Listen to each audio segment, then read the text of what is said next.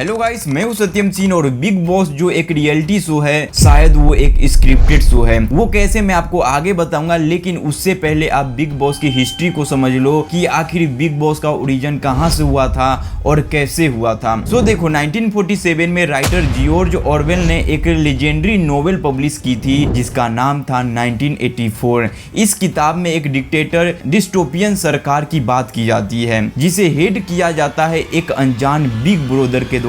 हर जगह पोस्टर लगाई जाती है, big brother is watching you. जो हमारे डिक्टेटर गवर्नमेंट है उसके नजर हमेशा आप पर है। सर 1999 में नीदरलैंड देश में कुछ लड़कों ने सिमिलर कॉन्सेप्ट लिया इस नोवेल से और उसे एक टीवी शो में बदल दिया जिसका नाम दिया उन्होंने बिग ब्रदर। इस शो का कॉन्सेप्ट था कि कुछ लोगों को एक घर में रखा जाएगा जो कंटिन्यूसली सर्विलेंस में रहेंगे और बिग ब्रदर के कमांड में रहेंगे। इस टीवी शो के फॉर्मेट को सेव करने के लिए कुछ और पुराने टीवी शो से भी इंस्पिरेशन ली गई, जैसे कि MTV reality show the real world और 1947 में Sweden TV show expedition Robinson. कुछ समय बाद ये शो काफी पॉपुलर हो गया और दुनिया भर में फैलना शुरू हो गया। इस कॉन्सेप्ट को कॉपी करके America, Canada, Mexico, Brazil, Argentina, Australia, Indonesia, Thailand, Philippine, China, Russia, इन सभी ने अपने अपने टीवी शो के लिए बिग ब्रदर बनाया और इसी बिग ब्रदर को लेकर Indian entertainment industry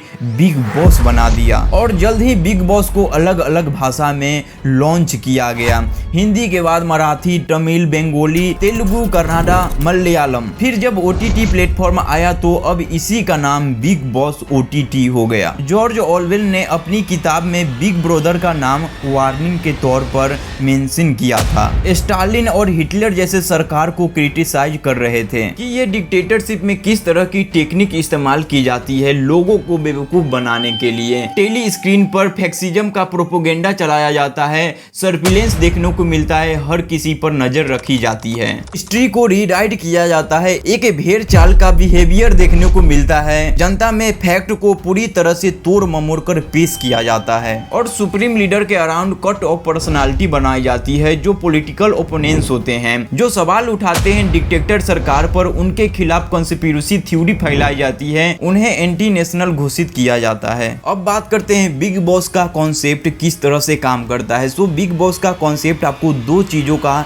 heavily dose देता है। पहला एवरीडे सेडिज्म और दूसरा वायरिज्म। पहले सेडिज्म को देखते हैं। इसका मतलब होता है दूसरों को चोट पहुंचाना, दूसरों को बेइज्जती में मजा लेना। शायद आपको ये बात सुनकर काफी शॉकिंग लगे, लेकिन आप बिग बॉस देखने वाले ऑडियंस हो तो आप भी इस सेडिज्म में हिस्सा ले रहे हो। और ऐसा मैं इसलिए बोल रहा हूँ क्योंकि 2013 में एक स्टडी जिसे पब्लिश किया गया था रिपीडेट जर्नल साइकोलॉजिकल साइंस में, इस स्टडी को अगर मैं शॉर्ट में बताऊं तो इसे आप इस एग्जांपल से रिलेट कर सकते हो। जब सड़क पर दो लोग एक दूसरे से लड़ने लग जाएं, कोई भी रीजन से अक्सर भीड़ इकट्ठा हो जाता है। इस लड़ाई को पूरे भीड़ देखता है, लेकिन बहुत कम लोग होते हैं जो इस लड़ाई को रोकने की कोशिश करता है। ज्यादातर लोग बस बाहर खड़े होकर इस लड़ाई का मजा लेते हैं। फाइनली अगर हम बिग बॉस पर आए तो बिग बॉस टीवी शो भी इसी एवरीडे सेडिज्म को एक्सप्लॉइट करता है। इनका ये फार्मूला है कि लोगों को ये लड़ाइयाँ ही पसंद है, इन्हें लड़ाइयाँ ही दिखाओ। और अगर आप बिग बॉस देख रहे हो तो आपको भी ये पता होगा कि बिग बॉस सीजन 1 से अब तक बिना लड़ाइयाँ की एक भी सीजन नहीं हुआ है। कंटेस्टेंट्स हमेशा एक दूसरे से लड़ाइयाँ करते हैं, अक्सर फिजिकल फाइट भी हो जाती है।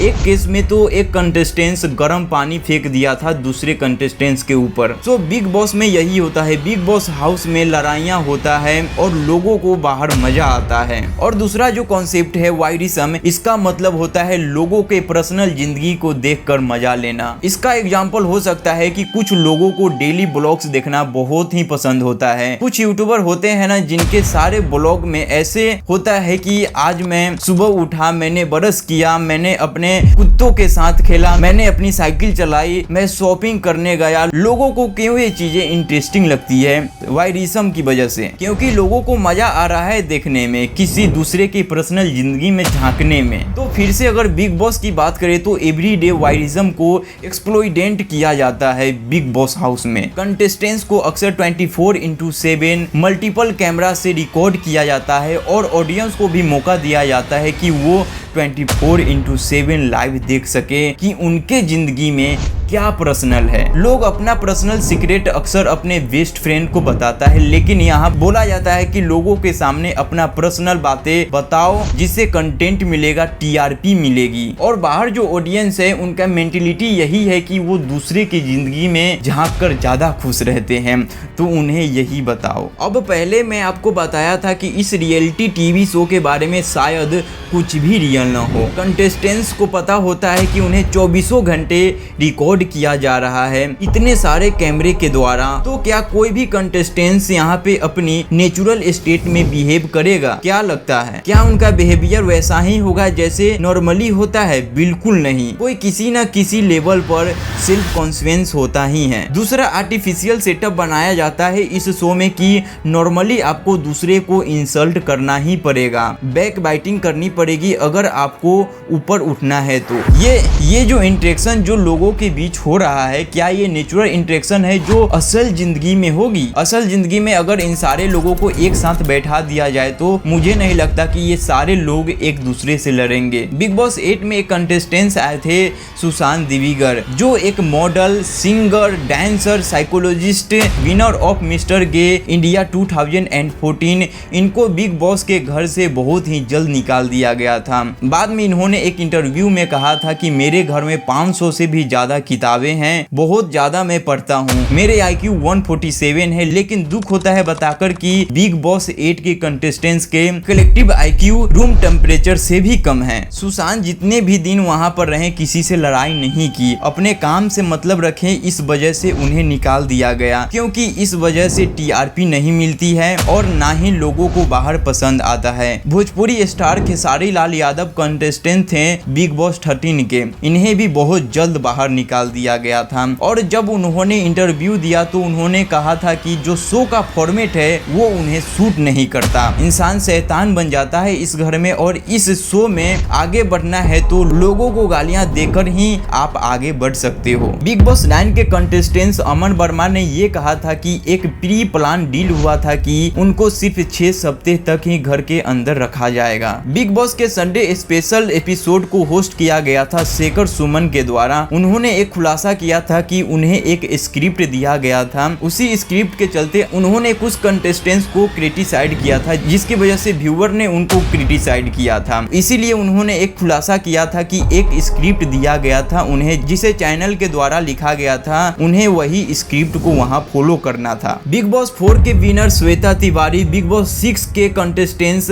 आशिका गोडारिया और बिग बॉस 11 के रनअप हिना खान ने कहा था कि ये शो हेवीली एडिटेड होता है। लंबी लंबी कन्वर्सेशन को जानबूझकर ऐसा दिखाया जाता है कि इस शो के कंटेस्टेंट्स के बीच अंडरस्टैंडिंग है। वेल, आपको क्या लगता है कि ये पूरा शो एडिटेड है और अंदर कंटेस्टेंट्स को स्क्रिप्ट दिया जाता है? सो आपका जो भी ओपिनियन है आप मुझे नीचे कमेंट में बता सकते हो। और डिक्टेटरशिप की बात आती है तो डिक्टेटर पूरे कंट्री में होते हैं, जैसे इंडिया में मणिपुर के ऊपर कोई भी नहीं बोल रहा है, आज मणिपुर 3 महीने से जल रहा है। सो गाइस, मणिपुर के ऊपर मैं ऑलरेडी वीडियो बना रखा हूँ कि मणिपुर में वायलेंस क्यों हो रहा है और कैसे हो रहा है। वेल, अगर आप जानना चाहते हो कि मणिपुर के वायलेंस के पूरा हिस्ट्री क्या है और ज्योग्राफी क्या है तो आप यहाँ पे क्लिक करके आप इस वीडियो को देख सकते हो। आप यहाँ से मणिपुर के सारे वायलेंस के हर एक पॉइंट को समझ सकते हो। और गाइस, अगर आपको इस वीडियो से कुछ भी नॉलेज मिला हो तो एक लाइक जरूर ठोकना और अनस्टॉप फैक्ट को अभी सब्सक्राइब कर लो और बेल नोटिफिकेशन को ऑल पे सेट कर लो ताकि आने वाले और भी इंटरेस्टिंग वीडियो आप मिस न कर सको। As always guys, don't believe blindly, take curious, keep learning and keep growing.